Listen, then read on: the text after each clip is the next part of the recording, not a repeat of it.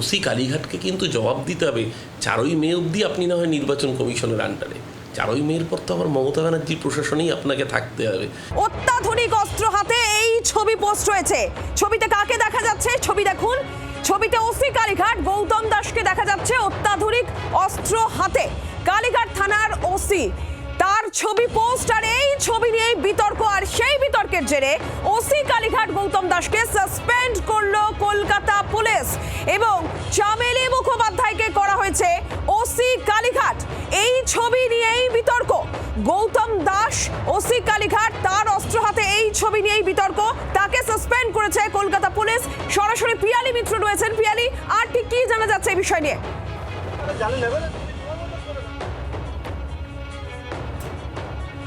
গতকালকে এই ছবি ভাইরাল হয় এবং তারপরে তৃণমূল কংগ্রেসের তরফ থেকে তারাও কিন্তু এই ছবিটি পোস্ট করেছিল এবং তারা ইলেকশন কমিশন এবং একই সঙ্গে ইলেকশন কমিশনের সঙ্গে সঙ্গে তারা কলকাতা পুলিশকেও ট্যাগ করেছিল এবং সেক্ষেত্রে দাঁড়িয়ে যেভাবে সফিস্টিকেটেড আর্মস নিয়ে একেবারে নিজের চেম্বারে বসে এই ছবি পোস্ট করেছিল গৌতম দাস, সেটা নিয়ে বিতর্কের সূত্রপাত হয়। তারপরেই কিন্তু গোটা বিষয়টা লালবাজারের নজরে আসে এবং তাকে তার দায়িত্ব থেকে সরিয়ে দেওয়া হয়েছে এবং গৌতম দাসের জায়গায় চামেলি মুখার্জি তাকে ওসি কালীঘাট করা হয়েছে এবং তার সঙ্গে সঙ্গে গৌতম দাসকে কিন্তু সাসপেন্ডও করা হয়েছে এবং তার বিরুদ্ধে বিভাগীয় তদন্ত শুরু হয়েছে। তার কারণ রুলস আছে, তিনি একজন অফিসার, তিনি সফিস্টিকেটেড আর্মস নিয়ে একটা এমন ধরনের ক্যাপশন দিচ্ছেন যেটা কিন্তু একেবারে পুলিশের যে রুলস সেই রুলসের বাইরে।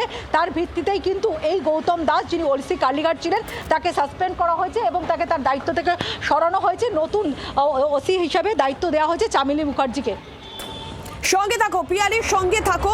এই অস্ত্র হাতে ছবি পোস্ট এবং সেখান থেকে এই বিতর্ক। যে রুলস রয়েছে পুলিশের জন্য সেই রুলস মানা হয়নি, এমনটাই অভিযোগ এই গৌতম দাসের বিরুদ্ধে। একেবারে অত্যাধুনিক অস্ত্র হাতে তার ছবি পোস্ট।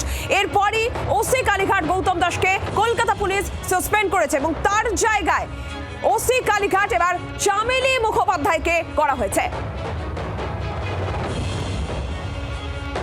অত্যাধুনিক অস্ত্র হাতে ছবি পোস্ট নিয়ে বিতর্কের জের ওসি কালীঘাটকে সাসপেন্ড করলো কলকাতা পুলিশ। গৌতম দাসের জায়গায় ওসি কালীঘাট করা হলো চামেলি মুখোপাধ্যায়কে। কালীঘাটের নতুন ওসি, কালীঘাট থানার নতুন ওসি চামেলি মুখোপাধ্যায়।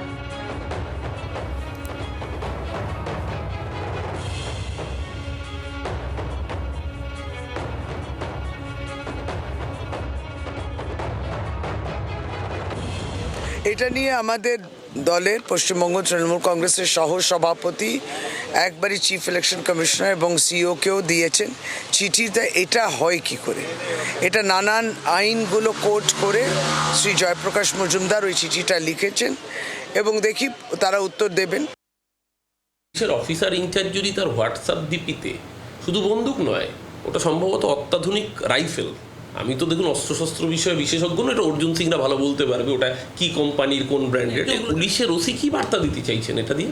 কাকে থ্রেট করতে চাইছেন? কাকে টেরারাইজ করতে চাইছেন? পুলিশের কাজ অশান্তিতে ইনস্টিগেশন নয়। দেখে আপনাদের মনে থাকবে এটা হচ্ছে সেই মডেল, যেই মডেল কিছুদিন আগে আমরা আসামে দেখেছি হেমন্ত বিশ্ব শর্মাকে। বন্দুকে ট্রিগার টিপছেন হেমন্ত বিশ্ব শর্মা এবং টার্গেটে চাঁদমারিতে সংখ্যালঘু মানুষের মুখ। আর এখানে চাঁদমারিতে কারা? এই ওসি কালীঘাটকে কিন্তু জবাব দিতে হবে। 4ই মে অবধি আপনি না হয় নির্বাচন কমিশনের আন্ডারে, 4ই মের পর তো আবার মমতা ব্যানার্জির প্রশাসনেই আপনাকে থাকতে হবে।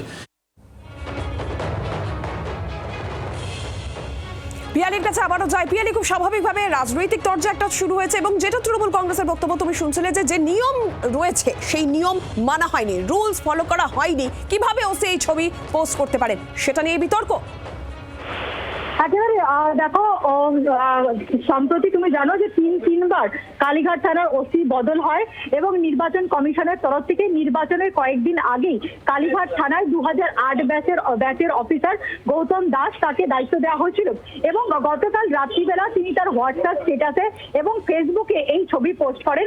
তার সঙ্গে তিনি একটি ক্যাপশন দিয়েছিলেন, যেটাকেও তৃণমূল কংগ্রেসের বক্তব্য যে সেটা একটা বিতর্কিত মন্তব্য এবং তিনি একটা সফিস্টিকেটেড আর্মস সেটা নিজের চেম্বারে নিয়ে বসে আছেন এবং সেটা নিয়ে তিনি ছবি পোস্ট করছেন উইথ একটা ক্যাপশন যেখানে উইথ নিউ অ্যাসাইনমেন্ট বলে, এবং এরপরেই কিন্তু কোন কোন রুলস তিনি পুলিশের ভেঙেছেন এবং এটা অত্যন্ত একটা প্রভোকেটিভ একটা ক্যাপশন এই অভিযোগ তৃণমূল কংগ্রেসের তরফ থেকে করা হয়েছিল। এবং গোটা বিষয়টি যখন লালবাজারের নজরে আসে তারাও কিন্তু দেখেন যে একজন অফিসার তিনি একটা অন্য আর্ম সেটাকে নিয়ে তার চেম্বারে, তিনি যদিও সেটা এমটি ছিল, ম্যাগাজিন মধ্যে ছিল না, কিন্তু এই ছবি তিনি পোস্ট করছেন ইউনিফর্মে এবং সেটাকে সোশ্যাল মিডিয়াতে তিনি এই ধরনের ছবি আর্মস সহ ব্র্যান্ডেশন করছে, যেটা কিন্তু কখনোই করা যায় না। অর্থাৎ একজন উর্দিধারী অফিসার তার ছবি অস্ত্র নিয়ে সেটাকে তিনি কখনোই কিন্তু সোশ্যাল মিডিয়াতে এইভাবে কখনো দেখাতে পারেন না বা এইভাবে সোশ্যাল মিডিয়া এবং সেই ছবি নিয়েই বিতর্ক এবং তারপরে সাসপেনশন।